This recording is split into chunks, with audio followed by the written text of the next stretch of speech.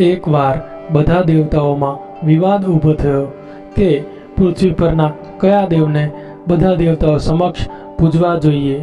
બધા દેવતાઓ પોતાના શ્રેષ્ઠ કહેવા લાગ્યા।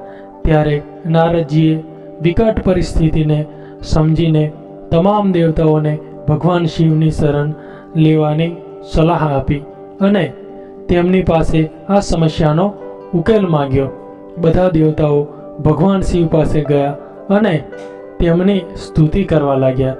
જ્યારે ભગવાન શિવે બધા દેવતાઓના આવવાનું કારણ પૂછ્યું તો દેવતાઓએ તેમના ઝઘડાનું કારણ જણાવ્યું। ભગવાન શિવે તેમના વિવાદોને ઉકેલવા માટે એક યોજના બનાવી। ભગવાન શિવે કહેવાનું શરૂ કર્યું કે તમામ દેવતાઓની સ્પર્ધાનું આયોજન કરવામાં આવશે। તમામ દેવી દેવતાઓએ પોતપોતાના વાહનો પર બેસીને આ સમગ્ર બ્રહ્માંડની આસપાસ ફરવું પડશે।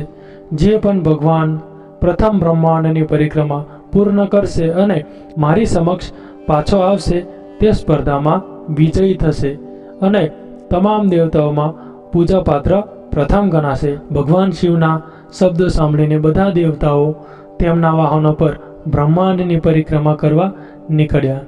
ભગવાન ગણેશ પણ પોતાના વાહક મૂષક પર પ્રસ્થાન પામ્યા। પણ રસ્તામાં ગણપતિએ વિચાર્યું કે જો તે પોતાના વાહન મૂષક પર બેસીને બ્રહ્માંડની આસપાસ જાય તો ઘણો સમય લાગશે।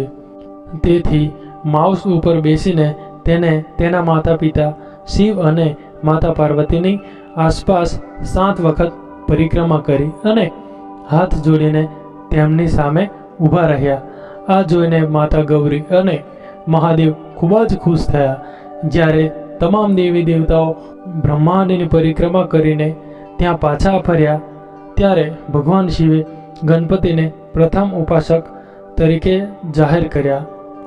જ્યારે બધા દેવતાઓએ ભગવાન પાસેથી આનું કારણ જાણવા માંગ્યું ત્યારે ભગવાન શિવે કહ્યું કે માતા પિતાને માત્ર સમગ્ર બ્રહ્માંડમાં જ નહીં પરંતુ સમગ્ર વિશ્વમાં સર્વોચ્ચ સ્થાન આપવામાં આવ્યું છે। ગણેશજીએ પોતાની બુદ્ધિમત્તા બતાવીને તે માતા પિતાની પરિક્રમા કરી અને તેઓની સમક્ષ સૌપ્રથમ પ્રકટ થયા। તેથી તેઓએ ગણેશજીને પૂજનીય પ્રથમ વ્યક્તિ બનાવ્યા। ભગવાન શિવના નિર્ણય સાથે બધા દેવતાઓ સંમત થયા અને પછી બધા દેવતાઓમાં ગણેશજીની પૂજા થવા લાગી।